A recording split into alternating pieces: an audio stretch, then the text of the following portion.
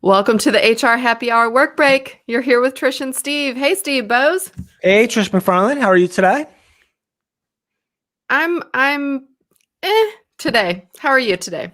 Yeah, it's been a long day. It's Monday. It is our last of our series of Mental Health Mondays, sponsored by our friends at Oracle. We've been talking about mental health all month and doing a lot of things on both this show and the podcast and some other things on it. But yeah, so it's maybe a good time to talk about it because I think we're both feeling a little kind of run over today a little bit. I think you're right. It's funny because when you said it was Mental Health Monday, like it had been so busy I didn't even like really realize it was Monday.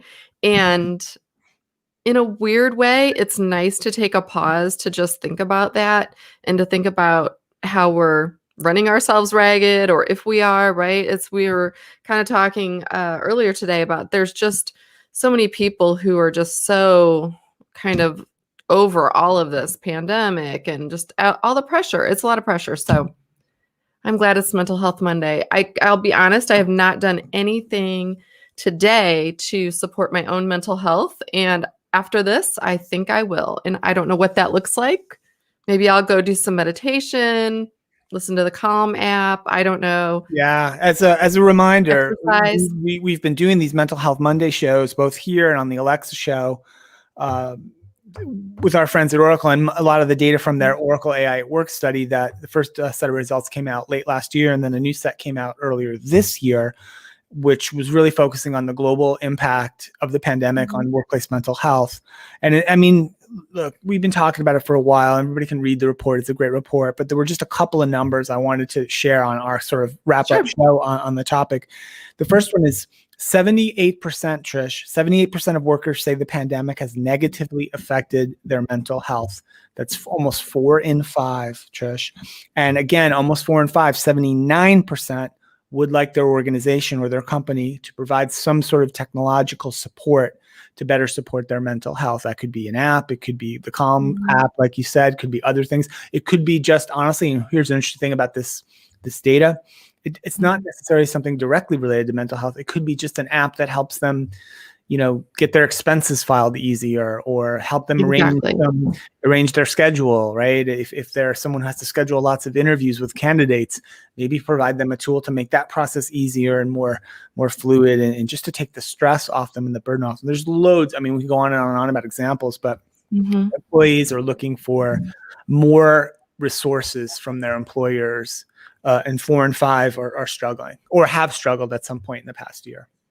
I agree. And also, these numbers were collected in 2020 and, the report came out in January. And so I think if you even looked at January and February of this year, I bet those numbers would go even a little bit higher, quite honestly, because you mentioned we are closing in on a year of being in lockdown. We actually were just talking about the fact that it was March 3rd when you and I recorded our first podcast about coronavirus and kind of just talking about what it meant. And there was so very little out there in terms of what this meant. And we're going to do a podcast about it to kind of like wrap up the year. But, let's just say there were some shocking things from a year ago that I even forgot that our government was telling us, CDC was telling us, World Health Organization was telling us. And it turns out that was not necessarily what happened, what we all were told to do. So anyway, it'll be interesting to really kind of dive into that. But I think when you start thinking of all the changes, and we've talked a lot about agility this year, and we all have to be so agile in how we respond to both work and home and our communities. And there is a price. And I think that's what we're seeing with these mental health numbers.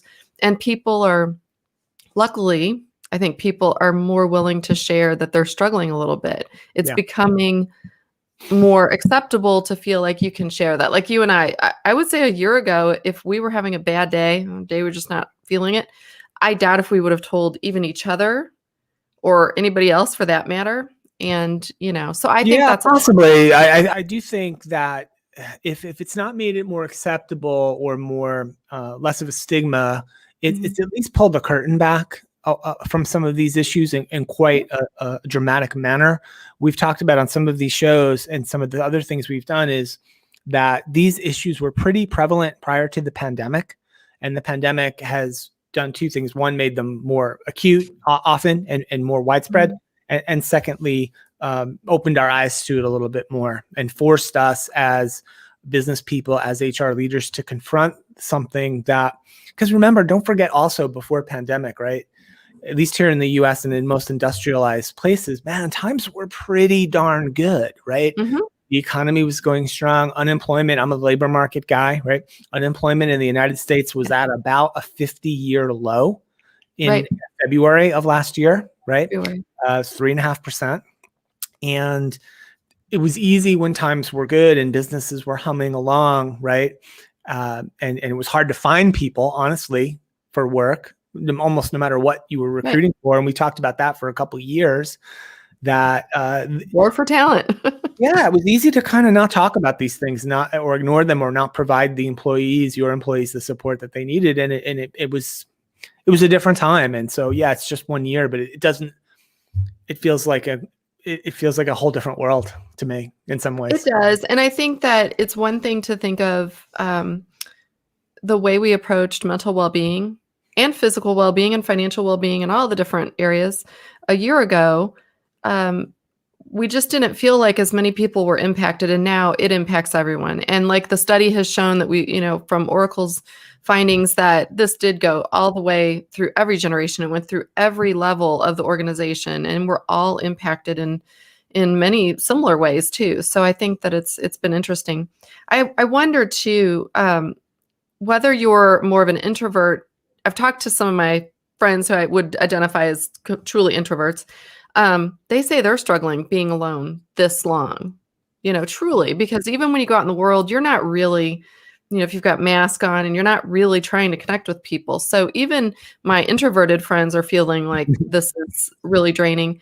I'm an absolute extrovert. I get all of my energy, whether it's work or just daily, whatever, from other people, right? So when I'm out in the world interacting with people, that's what energizes me. And I was just thinking, like, it's coming up on a year of not having that. Mm-hmm. And that's bound to have an impact on the way you see things, the way you respond to other people, and really the way that we re-enter the world. Like, we're starting to talk a lot about businesses and how they're going to go back, or if they're going back already in a phased approach. It's, people are scared. People are scared to go back out into this world, really, in a big way, right? So yeah, I think there's going to be some apprehension there. And I do think there's going to be, and I think this is something as the year goes on, right? And things hopefully continue to get better and more people get vaccinated and more things open up and fewer people getting sick and all of that. I think we're going to really start thinking about, okay, what are the things that are going to endure? What are the positive things that we learned, right? Both individually, professionally. What have we learned as an organization? In our organization's leadership, what are the things that are going to endure going forward? And I think, to me, that's the super issue. I bookmark every article I see of big company X has announced their going forward workplace plans. Mm-hmm. I always save it. I have them all like kind of in a folder somewhere, because I'm super interested in what's going to happen there. Like what will work, quote unquote. How will it be really changed as a result of what's happened in this last year? And honestly, it's not over. That's the one thing I want to be careful of too, like both in our content and just in general. Mm-hmm. We're hit this 1 year anniversary. It doesn't mean this is over, right? No, just because it had a birthday, right? Kind of thing. So we do need to be careful that we're not sort of getting ahead of ourselves a bit. But anyway, it's been an incredible year. And so anyway, I want to thank our friends at Oracle one last time for working with us on this and really helping to shine a spotlight on these issues. You can read everything that we've been talking about over the last month at the Oracle AI at Work research. If you just Google Oracle AI at Work, you'll find it. It's really, really great stuff. And I will put that up there. So, or no, I won't. You know how this works? I'll put it up there so everyone can see that. While we're doing that, and people can be making notes of how to get that information. Again, this is really going to help you and your organization as you make decisions, as you continue to help your employees, help yourself. Right? There's a lot of goodness in this report, and I refer to it every single week since we've had since we laid eyes on it in January. I've been looking at it a lot. So, hey, listen, I have a couple other things. Okay. I do have a little bit of a rant today since I wasn't in a great mood because I didn't get a lot of sleep. Let me just put that out there.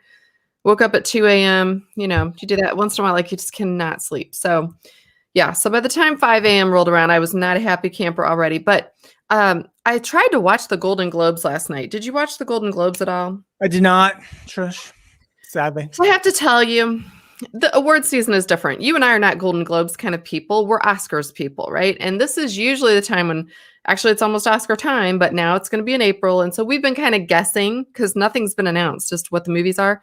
But usually the Golden Globes are a tiny bit of a insight into what might happen Okay, in the yeah, Oscars. sure. Let me just say, I hope none of that happens. It was just atrocious. Ooh, Um, coming down hard I here.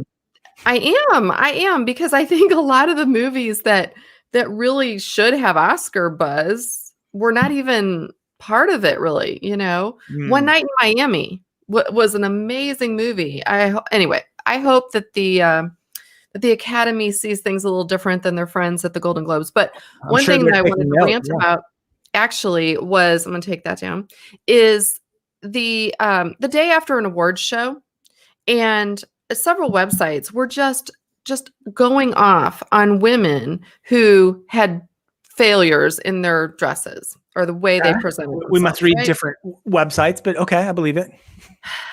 And you know what? I just want to say I'm sick of it. So Daily Mail or whoever else is out there ripping on women for what they dressed, what they wore and it didn't look good, whatever. You know what? Stop that. Stop that. We need to, as a society, say, stop that. Why is that okay? Because you know what? There was only one man mentioned, and it wasn't even about what he had on. He had it was Jared Leto, and he had a flower on Mm. his suit, and they said something unkind about the flower. But Oh, but 99% of the, you yeah. know, I know a dressing few years failures are ago. women. I know a few years ago, I don't know how long now, but it's been a few years. They phased out when they do those red carpet, when there used to be a red carpet, Mhm. those red carpet interviews. I think they phased out the question of the mostly of the females on the red carpet was what are you wearing or who are you wearing? Who are you Basically wearing? Right. find out the name of the designer of their clothes. And I think they stopped asking that because they realized this is pretty for the same reasons you're suggesting that they would only ask women that question and never ask men. And it was and honestly, it's a stupid question anyway. Who cares? But I guess Right. people do. But yeah, I'm with you, Trish. I have no comment on it other than to say, yeah, it seems unfair. I mean, there's a couple of classic stories, right? From the world of entertainment news. I'll tell it real quick. A couple of years ago, there was a woman, I think she was a TV news broadcaster somewhere, England, Australia, I don't know where. And people were being very mean to her, fans or viewers of the show, about certain outfits that she wore. Then we come to find out her male co-host of this AM news morning program literally wore the same blue suit he might have more one version of it, but it was the same suit and he wore it every single day for like a year. And not only did no one complain about it, no one even noticed it. No one even mentioned it. Right. And so it brought, and he made a big thing of it because that's kind of what he was trying to make that point as well. Like, it's really not fair that my co-host is going to be judged like this based on her attire when I can wear the same suit every day and no one will say a word to me. So that's it. Real thing. That's it. And I'll tell you what, I'm calling out our industry too, because I swear to you, this happens every event. So whenever events go back, I don't want to hear one single person in our industry saying that a woman looked too sexy or the dress was not appropriate or she wore a red dress. Like if you present in a red dress, that's bad. And I'll be honest with you, I haven't had anyone to my knowledge say it to me about me to my face, but I've heard enough people say it about other people. So stop that. I'm just going to scold everyone. Stop that. Let's be nice to people because you know what? In our industry, if a man wants to present wearing blue jeans, totally fine. I'm sort of against that. I think you should Totally dress up fine. a little No, nicer, but they do, and you know it's true. Yeah. A man can get on stage in the HR industry or in any event, not in one specific one. The point you're making, I think, is a valid one. It matters much less, if at all, what men wear in professional environments than what women wear. And men will not get judged nearly as much, if at all, for what they're wearing. So be nice. Or I swear to you, when it comes time for me to be on stage, I'm going to wear the sexiest dresses I can find. Now you're threatening everyone, Trish. We probably should. I am. I'm threatening to wear sexy clothing because you know what? I'm proud to be a woman. I don't think you should, dress, just dress for the occasion, right? Whatever it is. I don't think you need a dress code, especially for an event or a speaking thing, but let's just be nice to people. Okay. One last thing. I have one last thing. Our HR Happy Hour with Sarah, Inclusion Crusade, introducing the Inclusion Yes. Crusade, dropped this morning on the HR Happy Hour podcast network. Yay. We're so glad to have Sarah on board. Very good. All right. That is all for today. Come back here tomorrow. I guarantee we're both going to be in a much better mood. We're going to try some mental health activities, I think, after this to try and I'm not going to worry about what I'm wearing. I'll tell you that right now. bounce back. Yeah, I'm not worried about what I'm wearing. I don't know. I may wear something really, really inappropriate. I may wear jeans tomorrow, Steve, here on the show. I don't. Okay. I'm going to go crazy. All right. Anyway, thanks everyone for listening. As always, we'll catch you back here tomorrow. Bye for now.